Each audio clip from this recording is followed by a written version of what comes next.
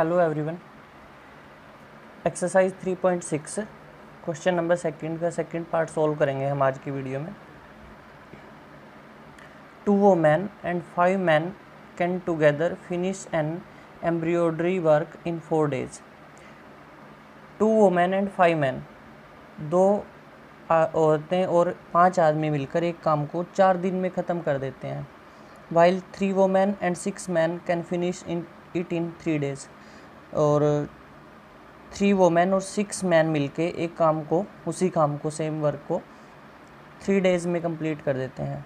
Find the time taken by 1 woman alone to finish the work and also that taken by 1 man alone. तो ये question solve करना है आज हमें। तो इस क्वेश्चन को सोल्व करते हैं। देखिए, तो हम यहाँ पर लेट कर लेते हैं जो आपसे पूछा गया है क्वेश्चन में। क्या पूछा गया? Time taken by 1 woman alone to finish the work and also that taken by 1 man alone. तो यहाँ पर लेट कर लेते हैं हम। Let the number of days, देखिए क्वेश्चन नंबर लिख रहा हूँ मैं इस पर। हाँ, let the number of days उसे लिखने से पहले क्वेश्चन नंबर सेकंड का सेकंड पार्ट लेट कर लेते हैं यहाँ पर। Let number of days taken, number of days taken by 1 woman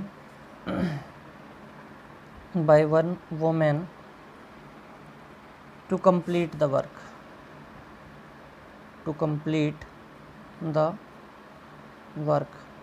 equal to x।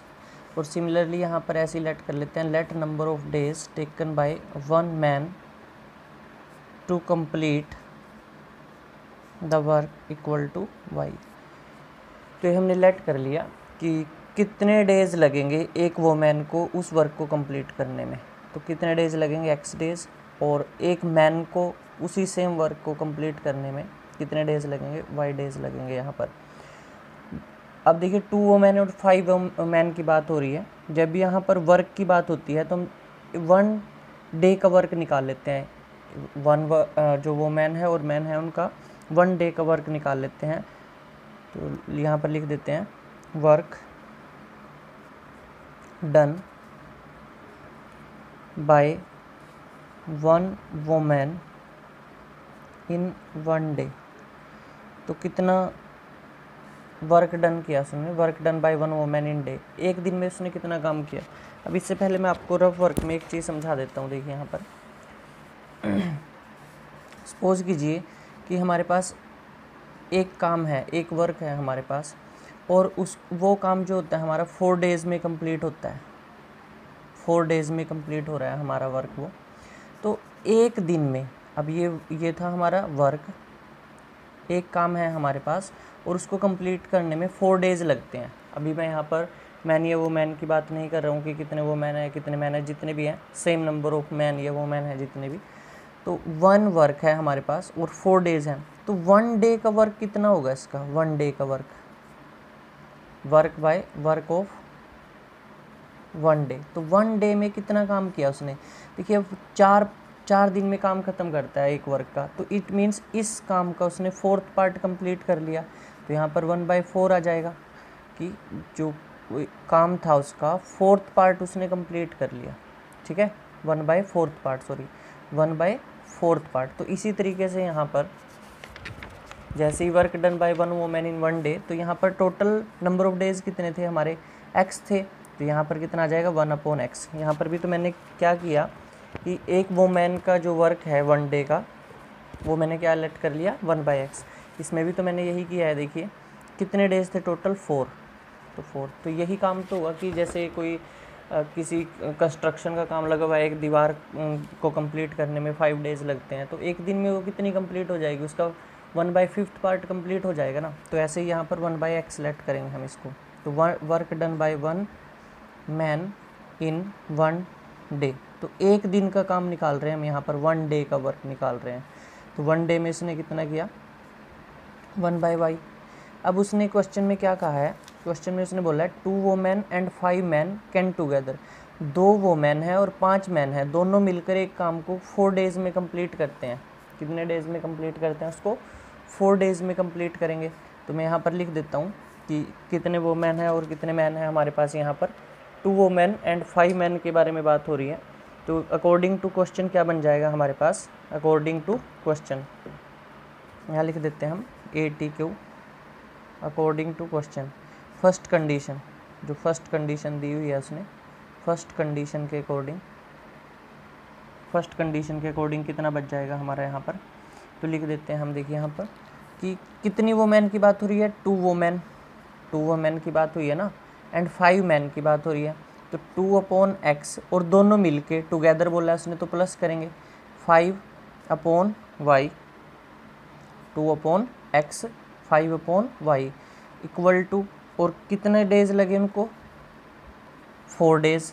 तो ये इसका 1/4 पार्ट हो गया ना, ठीक है। तो ये हमारी फर्स्ट इक्वेशन बन गई है हमारे यहाँ से। ऐसे ही दूसरी इक्वेशन बना लेते हैं according to second condition, according to question. अब सेकंड कंडीशन क्या दी हुई है उसने, सेकंड कंडीशन, तो सेकंड कंडीशन क्या दी हुई है, वाइल 3 वोमेन एंड 6 मैन। तो 3 women it means 3/x and 6 man 6/y is equal to 3 days में कंप्लीट करते हैं तो 1/3 आ जाएगा यहाँ से। ये मेरी सेकंड इक्वेशन बन गई है, ठीक है। अब इनको हमने सोल्व करना है, जैसे फर्स्ट क्वेश्चन के सारे पार्ट्स आपने सोल्व किए थे उसी मेथड से, किससे, रिड्यूसिंग इन लीनियर इक्वेशन की फॉर्म में चेंज करना है हमें इसको। तो यहाँ पर लेट कर लूँगा मैं, let 1/x equal to u and 1/y is equal to v। तो 1/x, अब देखिए फर्स्ट इक्वेशन से देखिए बार हमारे यहाँ पर क्या बनेगा, 1/x को u लेट कर लिया तो ये बन जाएगी 2u plus 5v equal to 1/4।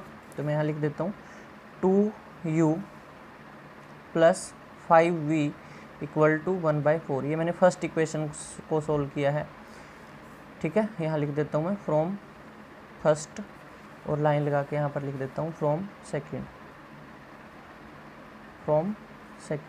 अब सेकंड इक्वेशन क्या थी, देखिए यहाँ पर 3/x थी तो ये बन जाएगी 3u plus 6v is equal to 1/3। तो अब ये 1/4 इधर है तो इस 4 की मल्टीप्लाई इधर कर दीजिए, जब क्रॉस मल्टीप्लाई करोगे तो 4 की मल्टीप्लाई इधर हो जाएगी।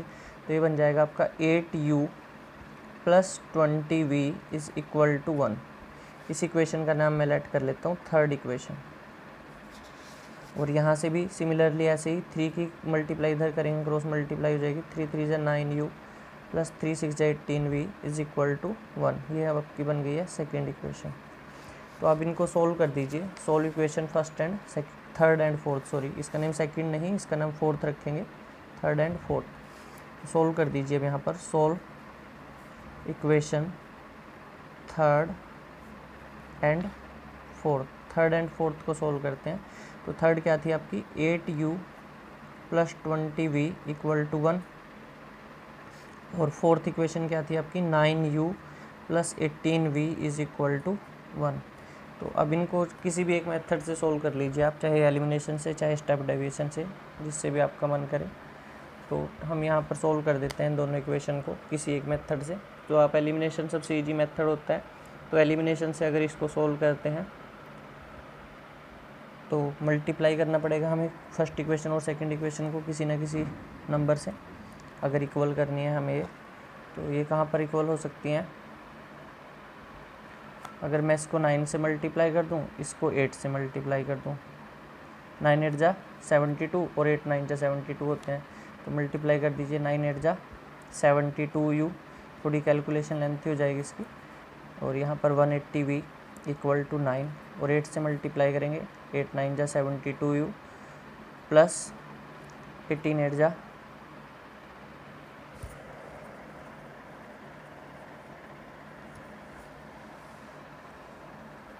144v is equal to 8।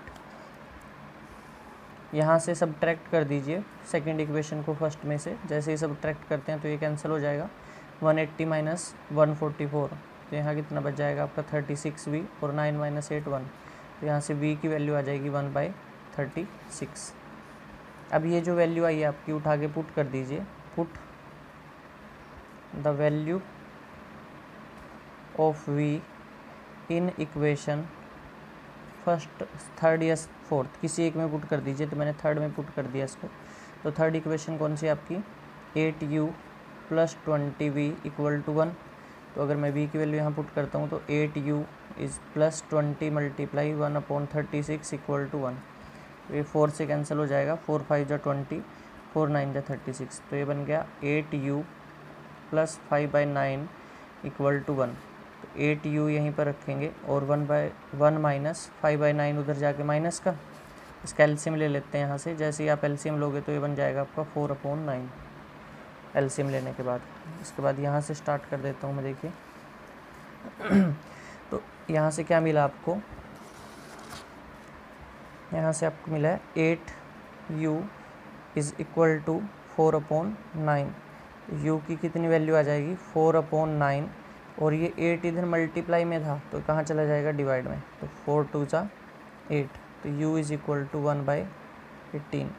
तो ये u की वैल्यू आ गई। बट मुझे तो x और y की वैल्यू चाहिए थी ना, क्योंकि हमने लेट किया था कि number of days taken by one women to complete the work, x let किया था।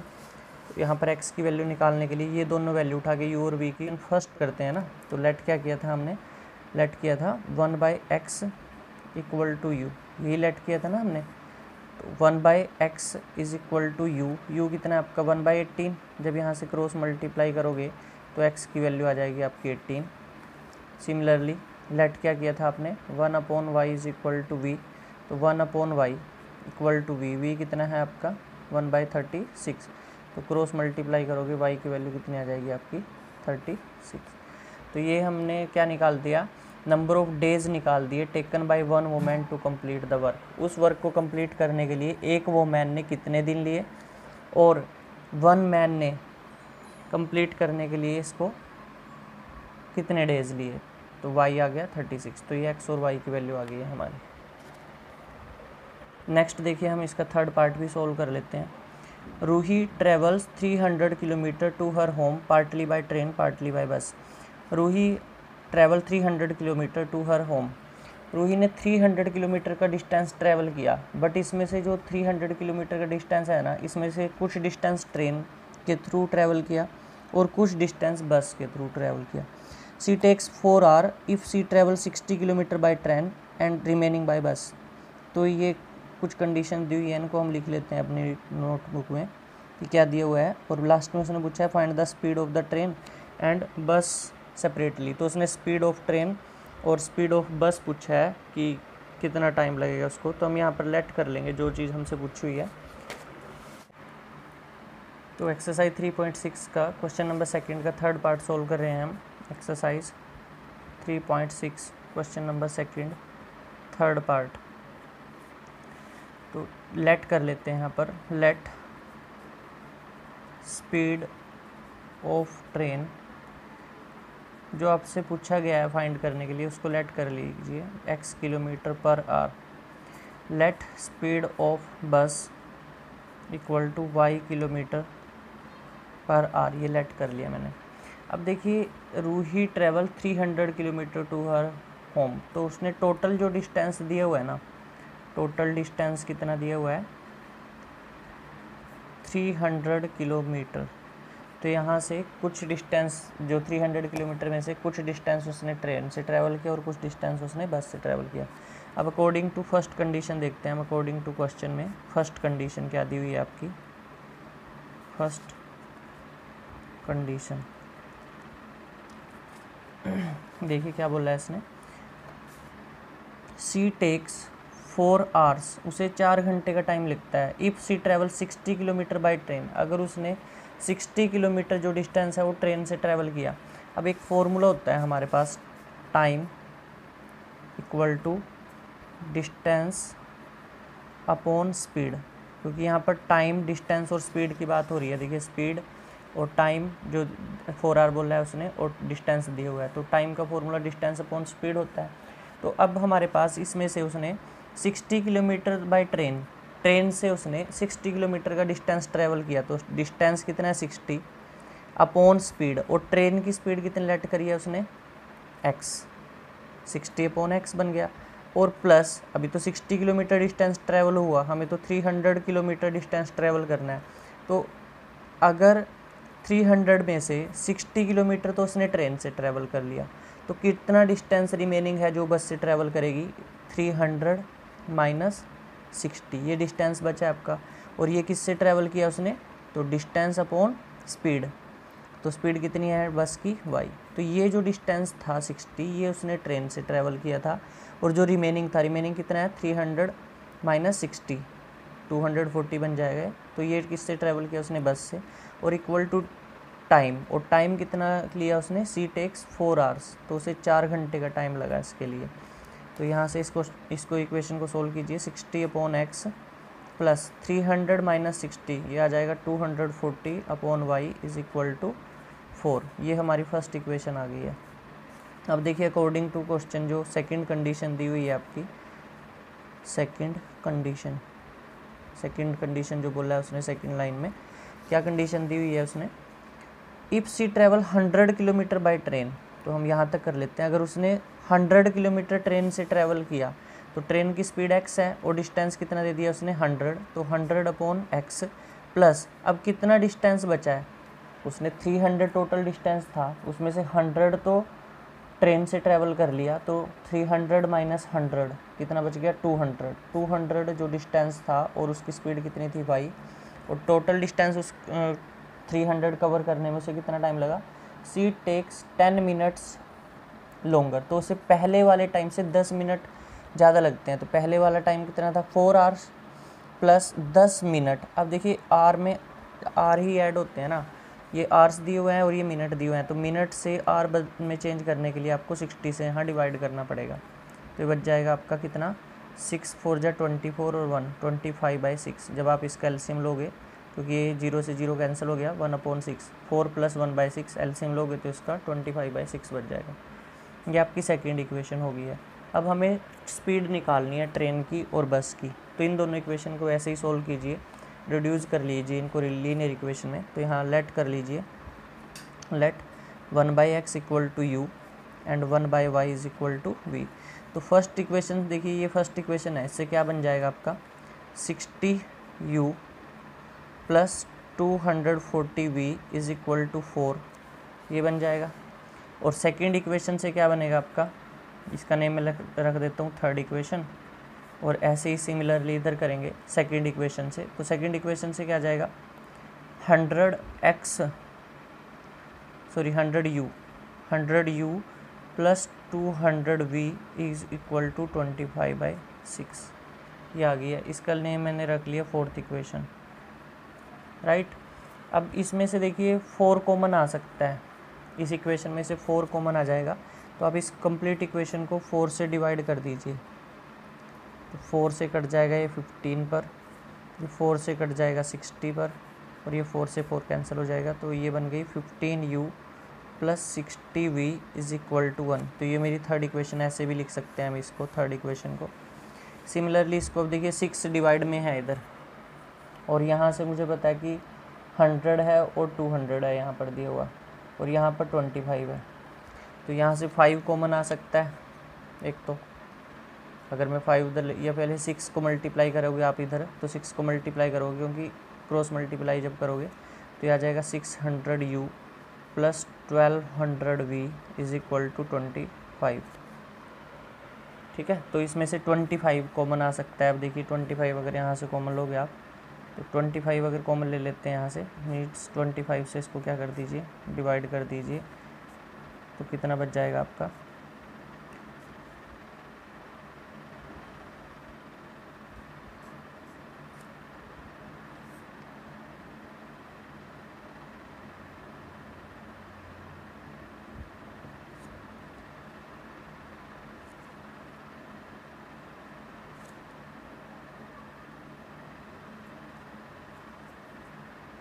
तो ये बच गया आपका 24u plus 48v is equal to 1, और ये फोर्थ इक्वेशन ही है। इस इक्वेशन को हम ऐसे भी तो लिख सकते हैं ना, फोर्थ इक्वेशन को। तो ये फोर्थ ही इक्वेशन तो बनी है मेरी। तो यहाँ सॉल्व कर लीजिए इसको, solve equation third and fourth equation को सॉल्व कर लीजिए यहाँ से। जैसे ही आप इनको सोल्व करोगे 15u plus 60v equal to 1 और सेकेंड इक्वेशन है आपकी 24u plus 48v is equal to 1। अब एलिमिनेशन से सॉल्व कर रहा हूँ मैं इसको, तो हमें यहाँ पर मल्टीप्लाई करना है किसी एक नंबर से ताकि इनके कोफिशिएंट इक्वल हो जाए। चाहे तो u के कोफिशिएंट इक्वल कर लीजिए आप, चाहे v के कोफिशिएंट इक्वल कर लीजिए, दोनों में से। अगर मैं इसको मल्टीप्लाई कर दूँ 8 से और इसको मल्टीप्लाई कर देता हूँ मैं 5 से, तो ये आ जाएगा 15 8 जा 120 u 480v is equal to 8 और 5 को 24 से मल्टीप्लाई करेंगे यहाँ, तो ये आ जाएगा 120u